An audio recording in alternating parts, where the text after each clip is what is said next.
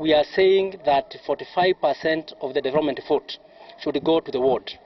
That the ward should be the primary unit of development.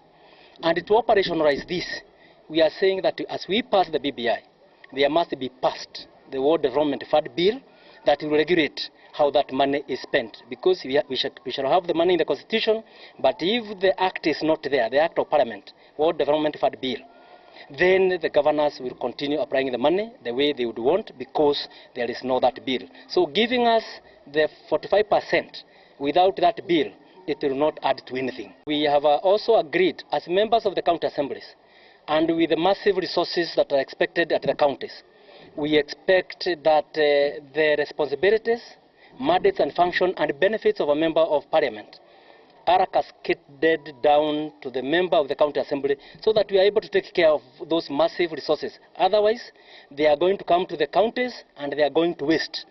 Therefore, we are emphasizing on that because that is the only way we can help our people. Every constitutional amendment in Kenya, including the BBI, must address the sovereignty of the county assemblies and ensure it's upheld in accordance with the principles and the rules of law. The BBI should ensure that the county assemblies and their members are empowered and facilitated to ensure that the billions of shillings that go to the county government are well spent and that these monies are used for the purpose that they are intended for and secure the prosperity of our people.